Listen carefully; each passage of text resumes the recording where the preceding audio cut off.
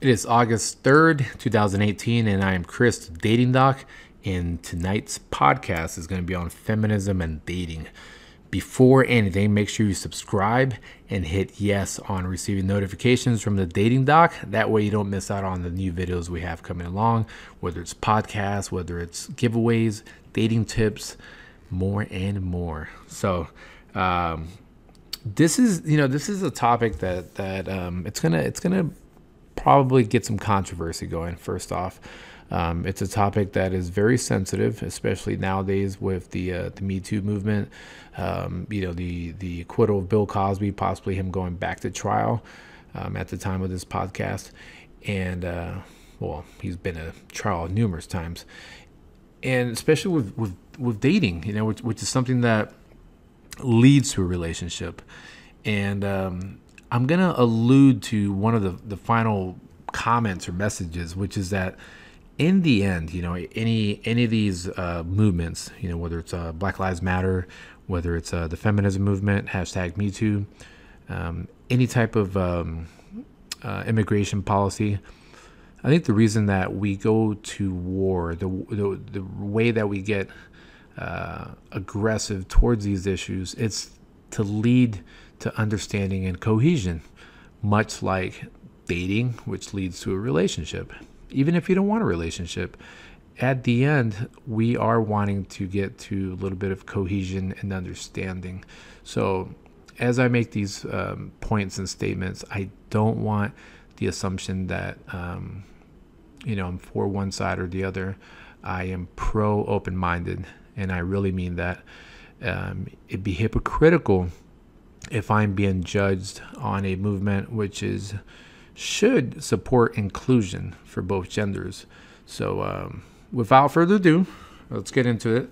So I'm gonna take a couple minutes real quick to explain feminism for those that don't know, haven't really researched it, and specifically the third and fourth wave of feminism. So the third wave, which again, these are like phases, and the third wave is one that was completed 2012. From 2012 on, we went into the fourth wave, and the third wave was more defined by this was more the issues of pay, of sexual harassment and assault. This also went into the anti-porn movement, which they looked at porn. Feminism looked at porn as advocating violence towards women, and this was something that was also spoken during the second wave. So stay with me, folks. Okay, stay with me. I need you to understand this before we go into how this is relevant to dating. And once we came into close to the fourth wave, 3rd of April 2011, the first slut walk. Again, slut walk was happened in Toronto, and this was in response to a police officer by the name of Michael Sanguinetti, who his statement was basically that women should avoid dressing like sluts. And as you can see, this is obviously a double standard. Saying that women shouldn't dress like sluts is like me, a former jiu-jitsu practitioner, telling guys that, hey, look, you need to stop dressing in your bright Affliction and Ed Hardy shirts. As much as I don't agree with it, they have the right to wear that as much as they want. The fourth wave, which is what we're currently in, of fourth wave of feminism, is defined by technology. So there's a lot of the same themes and issues at hand from the third wave, but again, now this is being defined by social media and technology. Now, this is obviously the start of the hashtag Me Too movement, and also December 2017, the Silence Breakers were named Persons of the Year for Time magazine. But one of the challenges as we get into the fourth wave is that since it is defined by technology, that there's going to be a little bit of inherent classism and ableism. And what I mean by that is that if you're defining it by technology, is there a fourth wave if all of a sudden we wake up tomorrow and there is no more Twitter, Instagram, Facebook, et cetera, or even internet for that reason? Some of these topics and issues at hand include the gang rapes that have been happening in India. And for some of those that are afflicted by the very overly aggressive sexual culture of India, which is ironic because it's culturally, it's sexually repressive, yet again there's a lot of cases of murders and rapes, gang rapes that are happening, sexual assaults on public buses in India. And but those that need the message of feminism through technology are probably not able to get that in some parts of India, and that's unfortunate, but that's obviously through socioeconomic factors at hand. So that is the fourth wave. That's where we're in right now, and that's where hopefully those that do classify themselves as feminists, they they have read up on what is feminism. I've actually encountered some folks that whatever issue they're part of, they haven't done their due diligence. They just simply label themselves such as, and this is not just feminism. So now that was a quick and dirty. That might be just, again, more of the history lane of it. Now, some of the criticisms about feminism, and then obviously some of the pros before I get into the dating part. So one of the criticisms about feminism is that there's a mean girl-like atmosphere. Now, this isn't mean girl towards men, but that women themselves are more likely to tear into each other, as opposed to women talking about the situation or the issue at hand. With men, they're not opposed to taking a whack at each other's personal taste or views. So that's that's a little bit alarming. Another part of that is that there's not a lot of centralized issues, which is a strength and also a weakness of feminism. There's the intersectional feminism, which again, if let's say you're a black woman and you're part of you're a feminist, then you have the misogynistic harassment as well as racism that you have to encounter, versus someone, for example, as I spoke about in India, there's a lot of the classism at hand, not only through gender, but also culturally, as well as the gender discrimination. So, but with that, it does in a way dilute the movement, because then how do you define a movement when it's going million directions?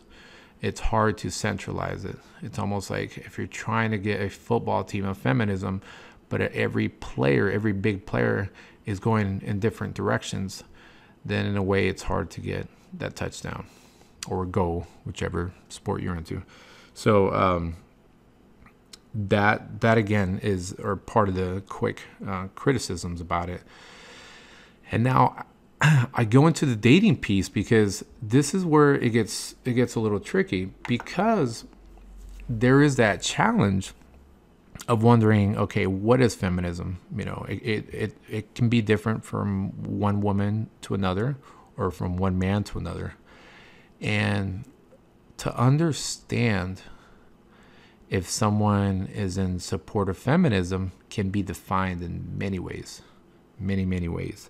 So I was reading through some of these articles, and I found something really disturbing, which was it was an article on the Gazette.com, and it was a OkCupid member who was messaging men, and first question off the bat was, are you a feminist? Do you, yes or no? And I see where there could be advantage with this. You want to obviously know what's something that's important to someone, and how you can pinpoint that and obviously move on. Especially if that's a deal breaker.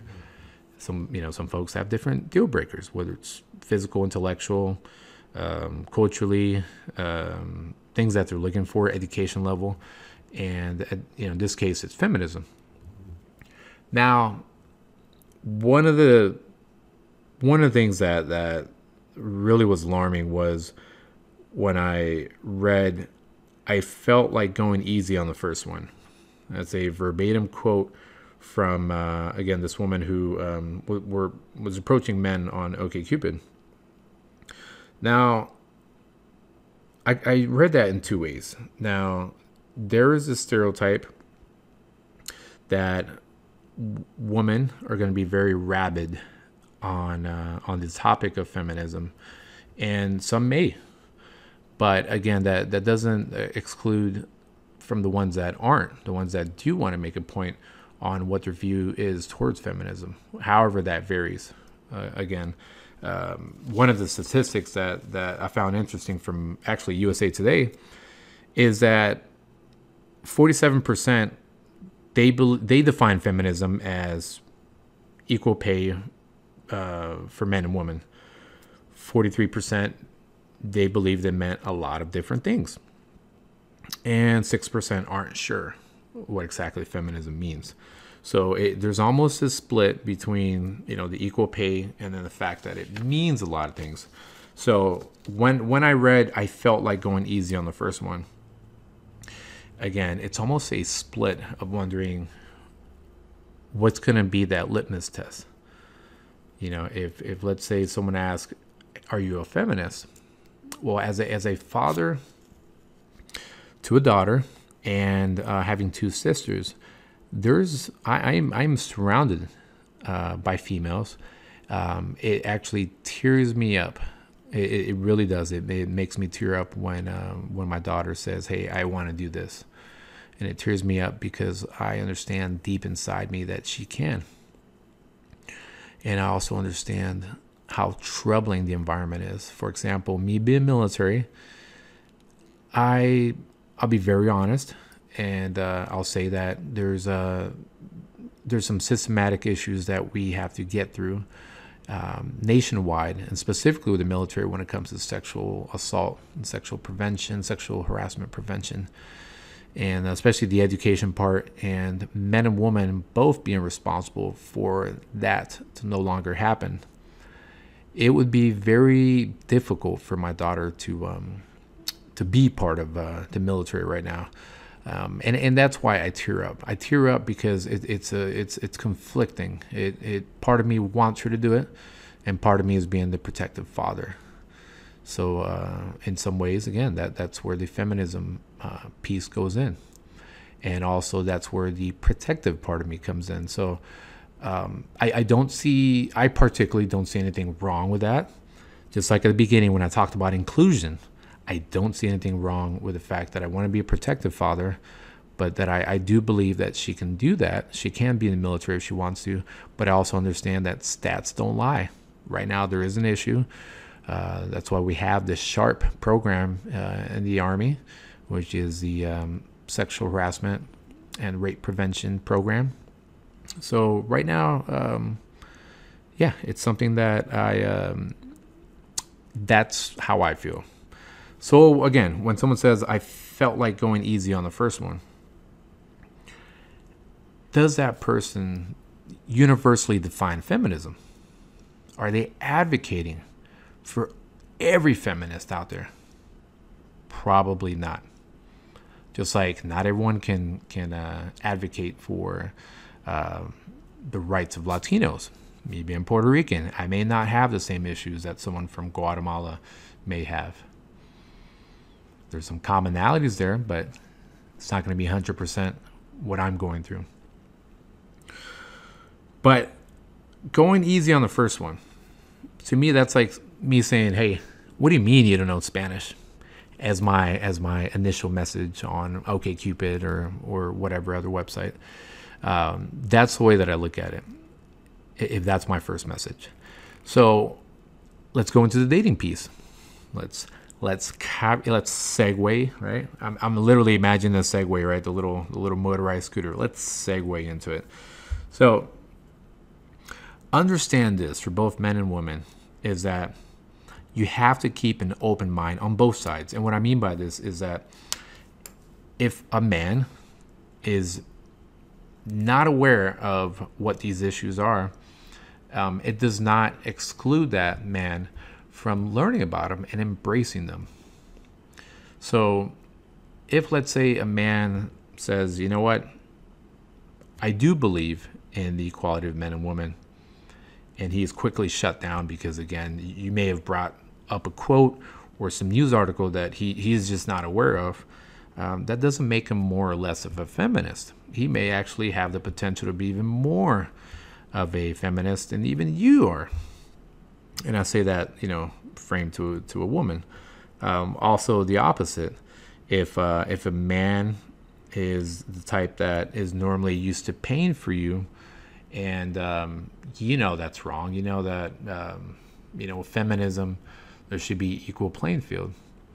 So some feminists, female feminists, are going to believe that you should go Dutch. You should both pay. Some are going to believe, you know what, I'm going to pay. But you have to understand that it'd be dangerous for me to say expectation, but it's almost like what men have been used to is the paying piece, and that just has to be communicated on both sides. And if a man is respectful enough to say, you know what, I appreciate that, sure, you can pay, yeah, no problem. Or you know what, the fact that that's where the verbiage makes a difference. Instead of saying you can pay, just say, you know what, I appreciate that. You don't have to give a woman permission to pay. So, or if you're going to go half and half, just communicate that. Because I'm sure there's some feminists that still believe in the traditional sense when it comes to dating.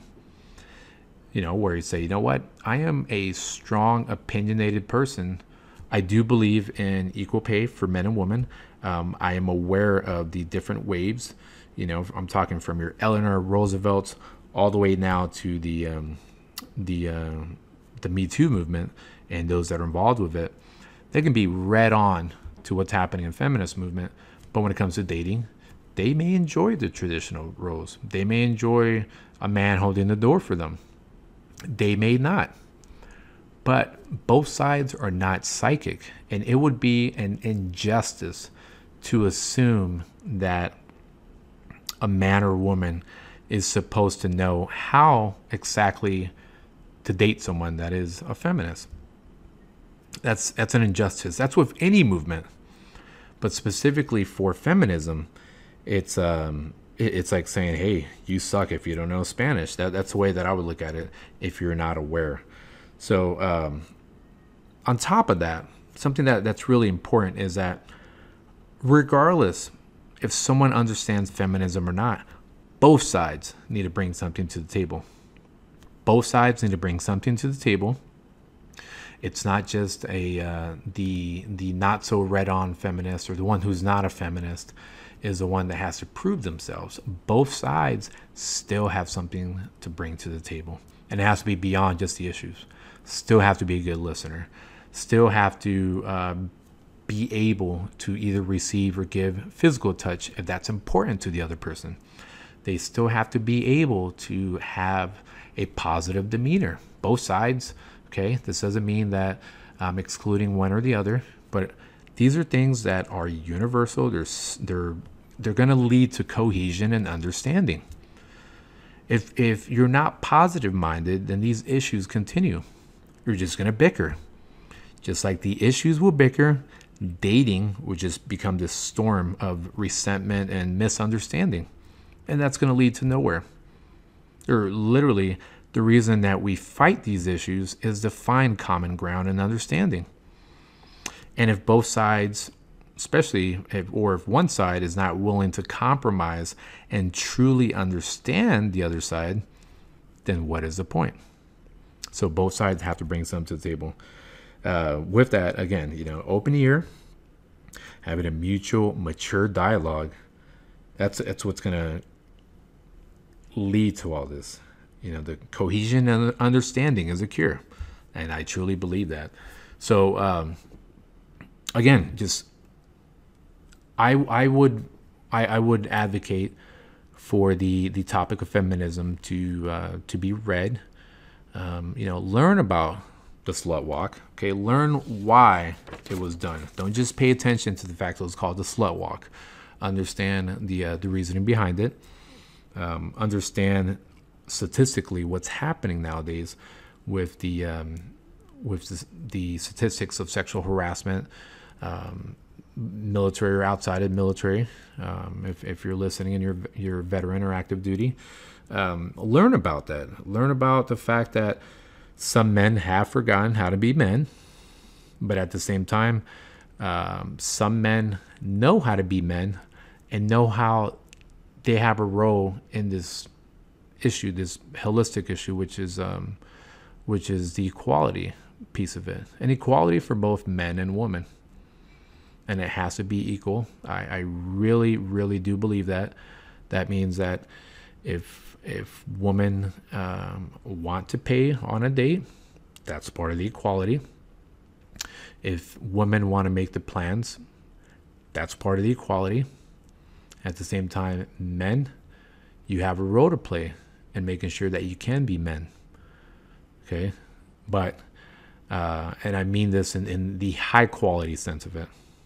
Woman, if you still want to send an unsolicited pic, by all means you can, because men are doing it as well. But I would advocate towards, again, cohesion and understanding. So, again, learn about this. Learn about the lipstick feminists. Learn about some of those that have made history. Because again, if we don't, where are we going to go in this dating world? I can't stress enough, the cohesion and understanding has to be there. If you're ready to go to war on a topic, you need to be able to get to some peace. And that's the biggest thing with feminism. You have to be able to both understand each other. It is a strong topic, but it's a valuable topic if both sides are willing to give it a try. And I think dating-wise, it's just going to make dating better. So I'd like to hear your thoughts. I would like to hear your thoughts if you believe that feminism is hurting or helping the dating game. I'd also like to hear from you if you are a feminist and what I can learn, what others can learn from you. And I hope you appreciated this. Hopefully you all made it to the end. These are podcasts, baby. These aren't these 2-minute ADD videos. This is a podcast. So if you've been with me the whole time, I appreciate and I applaud you. This is Chris of DatingDoc signing out. And next topic at hand. Now, this is going to be an interesting one. It is going to be the mixed signals of U.S. dating. Okay, American dating and the little different language we often speak by the passive aggressiveness, the texting right away, the unsolicited pics, things that you may not see in other cultures. So that's going to be our next topic. So hope you enjoy. Chris of DatingDoc here signing out for our podcast. Have a great weekend and a great week.